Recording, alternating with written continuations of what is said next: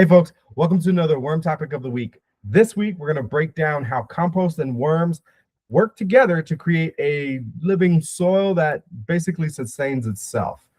Minimal human intervention is required. So let's kind of look at what compost is first. Some people think that is actually going to feed your plants. And while that may be true, there might be some soluble nutrients, basically nutrients that your plant can uptake immediately in compost. The majority of that organic material is not available to your plant. Your plant doesn't have any teeth. The roots don't have any teeth.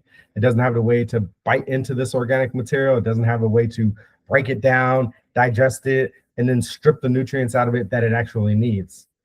It just doesn't. So when some of that available nutrients is already used up, you're left with a bunch of compost there, and it's not doing anything for you. This is where microorganisms come in, right? This is why we buy compost fresh.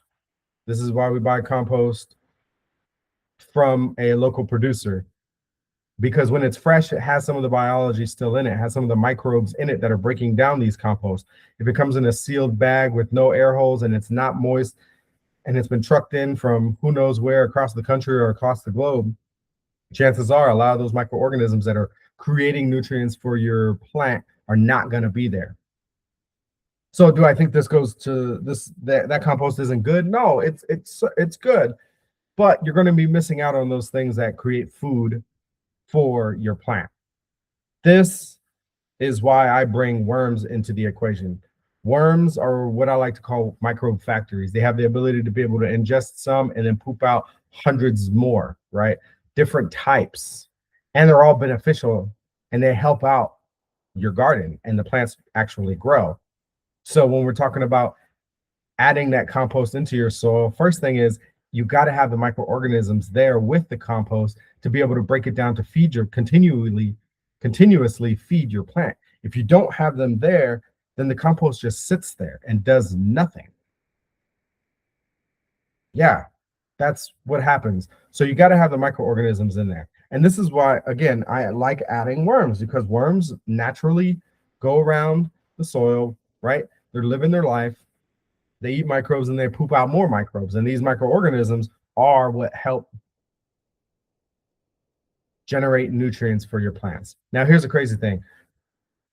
Worms do this pretty rapidly. If we create a compost, it takes a while to create compost, right? If you create a static pile, it's 12 to 18 months, and then we'll have some stuff. If we use worms, we can usually get some stuff finished in about 6 months or sooner, right?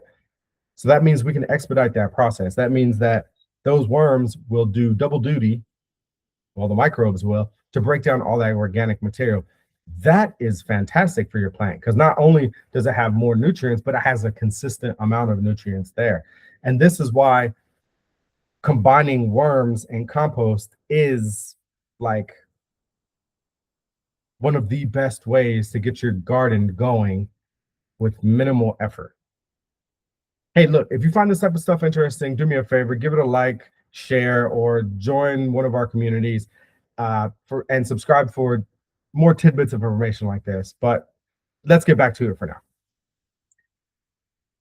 Where can you put all of this stuff? So when you're growing, right? When you're growing plants, or plants are growing in nature, they grow in the soil, right? But we as humans, we put them in raised beds, we put them in pots, we put them in different containers, and that is a-okay, right? You can add compost to that.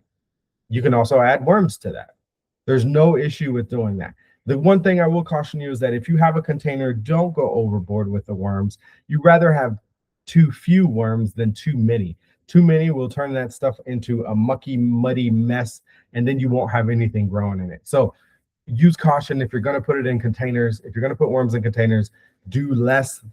Less is better than more. It's kind of the same concept that we talk about when we use worm castings, right? More worm castings is not good. It's definitely not, and the studies show it. You want to stay on the less side, right? Less is more in this case. So how, now that you know that compost and worms go together hand in hand like peanut butter and jelly, how do we kind of do this, right? Well, the first thing you want to do is you want to get your irrigation system set up, whatever that is, preferably on a timer. And then you want to make sure you add your compost. And once you have that system in place, then you want to add your worms, right? Once you add your worms, then you can put some mulch on top, and then everybody's happy and healthy, or happy and put in place, right? That is the way to kind of introduce worms into that system. They got to have a food source. The microbes, right, are going to be there a little bit with the compost. That'll give them something to eat. And then that system will just kind of churn and churn and churn and then get better and better over time. The nice thing about worms is they self-regulate themselves based upon space availability and food availability. So there's no real, as long as you keep them happy, they will be a-okay and kind of level themselves out. So you don't have to worry about it. Again, start out with less worms than more worms. More worms is not a good thing. You always want to start out with a little less. Now, the one thing that people usually forget is after they add the worms is they don't protect the soil. And again, this is, I kind of just said this, you got to have mulch on top of the soil, right? For inclement weather, weather, right? Rain will actually compact your soil, right? And that's not good for worms. Worms don't like compaction. They want a fluffy soil that they can actually burrow through. So that's not good. Mulch will help protect for that. Mulch will also dry out the top layer of soil, and a lot of epigeic or composting worms live in that top layer. If it dries out, they're not going to want to be there because they need the moisture in order to be able to breathe.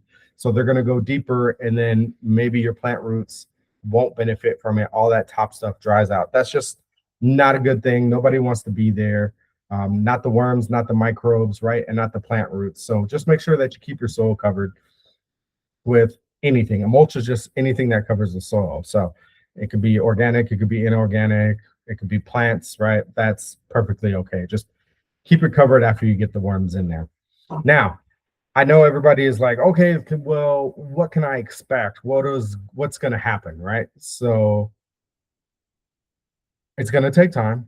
These things don't happen overnight, right? So if you're looking for worms to be able to create more nutrients for your plants, you're going to have to wait a little bit for all of that stuff to occur. Sometimes, depending if the conditions are right, we can get it as quick as like 3 months, and sometimes it takes closer to 6 months. But it will happen if the conditions are right for the worms, right? Which is got to have moisture, got to have food, right? They got to be able to breathe, all that stuff. So if you can have that right, then you'll start seeing slow progress in that direction. The first thing you'll start seeing is that the organic material will start like to break down underneath, right? Underneath. You'll see that it starts getting really fine and crumbly. And then all of a sudden you'll notice that it's going to hold more moisture. It's going to get darker in color. And as these things start occurring, you'll start seeing better growth in your plant, more consistent growth in your plant. That's where we all want to be, right? We want to be able to put a plant into the ground and then it just grow and do what it's supposed to. Additionally, for existing plants, you're going to see those plants kind of become more resilient. So because now the worms are in the soil and they're turning things over, they're adding more microbes. The plant has access to more nutrients. It has more access to water because the soil can hold more water. The plant becomes happier, and you don't see some of those deficiencies that you see sometimes, or wilting that would occur because the worms have done some of that work. Again, this stuff takes a little bit of time, but it will happen. I promise you that. Just a tiny bit of TLC goes into place, right? So to recap, we need compost. We need to add the worms. Then we need to add some mulch. But before all of that, we want to make sure that we have irrigation in place to keep everything happy and healthy. Once that's all set up, then we just sit back and kind of wait. And Mother Nature will take care of everything. That's kind of it. There's no more secrets. That's all I can kind of give you guys on this one. It's pretty straightforward.